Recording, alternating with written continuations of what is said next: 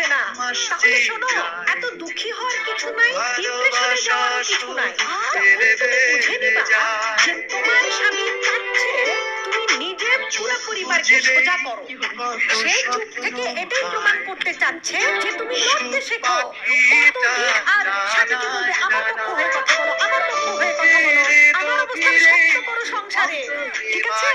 সে চায় যে তুমি তোমার লড়াই নিজে কমপ্লিট করো, নিজের অধিকার নিজে বুঝে নাও। বুঝতে পেরেছো? শুধু শুধু আমরা সবাই স্বামীদেরকে ভুল বুঝি। শ্বশুরবাড়িতে যখন কেউ এরকম অপমান অপদস্থ করবে, সমস্যা ঝামেলা করবে, স্বামী চুপ থাকা মানে স্বামী তোমার পক্ষে।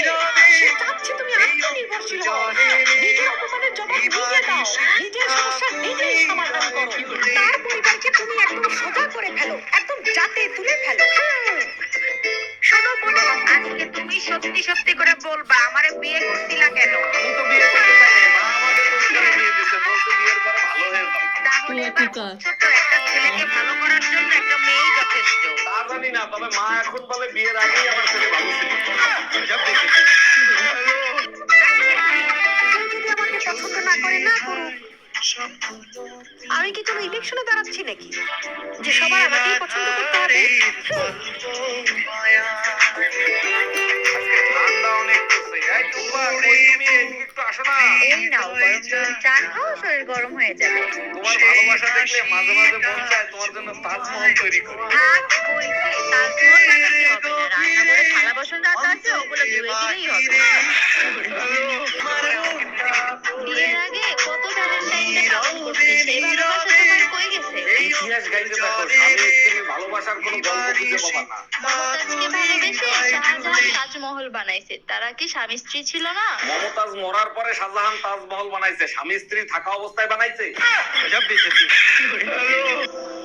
তুমি প্রমিস করো আমি মরে গেলে তুমি বিয়ে করবে না? প্রমিস করতেছি, তুমি মরে গেলে আমি কোনোদিন বিয়ে করব না। আর আমি মরে গেলে তুমি কি করবে? প্রমিস করতেছি সারা জীবন আমি আমার ছোট বোনের সাথে কাটিয়ে দেব। আর তুমি কি করবে? আমিও বাকি জীবনটা তোমার বোনের সাথে কাটিয়ে দেবো। বিয়ে এভাবে করব কি না। কেউ কাউকে প্রপোজ করে নাকি?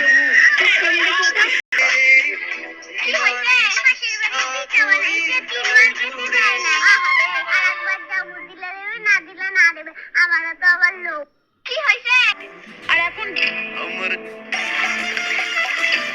বিয়ের আগে তুমি আমারে কত কিছু কিনে দিতে, আর এখন বিয়ে হয়ে যাওয়ার পরে তুমি আমার একটা টিপের বাদাও কিনে দাও। মানুষ বড়শিতে মাছ ধরার আগে টোপ দেয়, মাছ ধরার পরে না। দিন রাত ফোন নিয়ে বসে থাকা পাপিষ্ঠরা, মনে রাখবা আমিও তোমাদের সাথে আছি। খুব ভালো লাগে ফোন।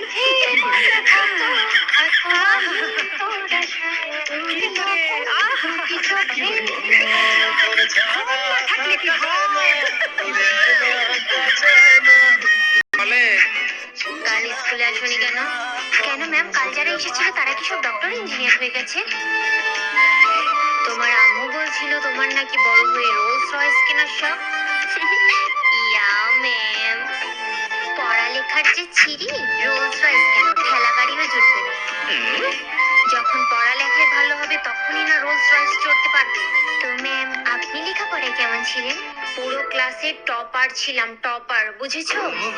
তাহলে ম্যাম আপনি কেন স্কুটিতে আসেন?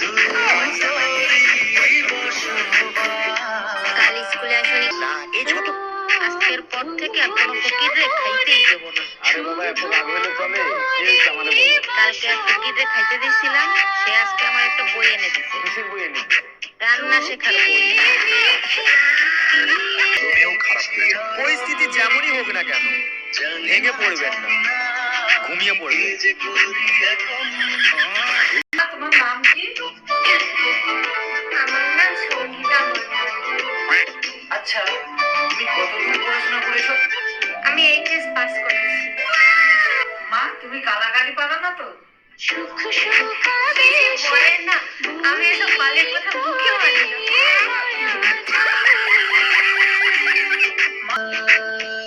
আজ থেকে তোমার আর আমার সম্পর্ক শেষ। আরে হ্যাঁ, যাও যাও। চলে যাচ্ছি আমি। আরে হ্যাঁ, বাস ট্রেন আর মেয়ে, একটা যাবে আরেকটা আসবে। টোটো, অটো, রিক্সা, একটা ডাকলে চারটে আসে। আজ থেকে